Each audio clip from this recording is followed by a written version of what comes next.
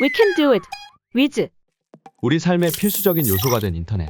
요즘은 인터넷 가입 방법도 매우 다양해졌습니다. 그 중에는 가입만 해도 현금 사은품이나 경품을 지급한다며 가입을 유도하는 경우도 있는데요.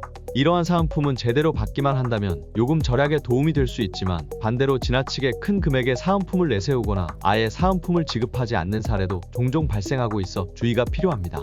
그렇다면 인터넷 가입 사기를 어떻게 구분하고 예방할 수 있을까요? 이번 시간에는 인터넷 가입 사기의 대표적인 유형들과 함께 올바른 예방법과 대처법까지 알아보겠습니다.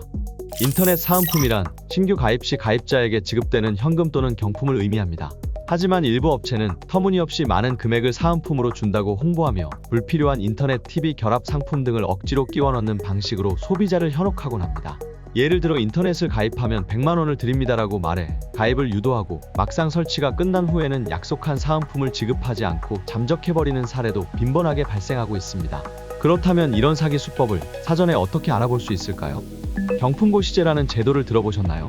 방송통신위원회는 사업자가 인터넷 및 유료 서비스를 판매할 때 소비자 간 과도한 차별을 막고 공정한 경쟁을 유도하기 위해 경품고시제를 시행하고 있습니다.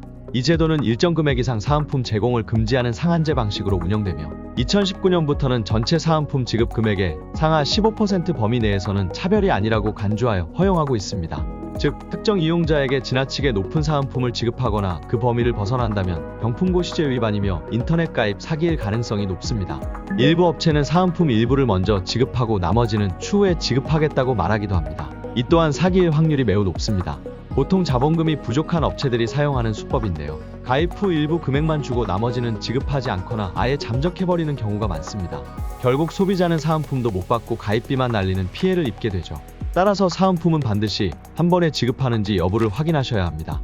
내가 먼저 문의하지 않았는데 인터넷 가입을 권유하는 전화가 온 적 있으신가요? 공식 통신사나 정식 대리점에서는 소비자에게 먼저 TM 전화를 하지 않습니다. 이런 전화를 받으셨다면 즉시 전화를 끊고 대응하지 않는 것이 좋습니다. 기존 인터넷 약정이 아직 끝나지 않았는데 통신사를 옮기면 사은품을 주겠다, 남은 위약금도 대신 내주겠다는 제안을 받으셨다면 이 역시 사기일 가능성이 큽니다. 위약금 대납 행위는 현재 법적으로 금지되어 있다는 사실 꼭 기억하세요. 사기 피해를 입었다는 사실을 알게 된 경우 가장 먼저 경찰에 신고해야 합니다. 112를 통해 사기 업체를 신고한 후 해당 통신사 본사에도 피해 사실을 알려야 합니다. 한국소비자원 사이트에 접속해 피해 구제 신청을 접수할 수 있습니다. 사이트에서 절차에 따라 신청서를 작성하면 소비자 피해 구제 절차를 밟을 수 있습니다. 지금까지 인터넷 가입 사기란 무엇인지, 대표적인 사기 유형부터 사전 예방 방법, 그리고 실제 피해를 당했을 경우의 대응 방법까지 알아보았습니다.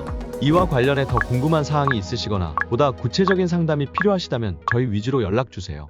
안전하고 신뢰할 수 있는 가입을 도와드리겠습니다. 감사합니다.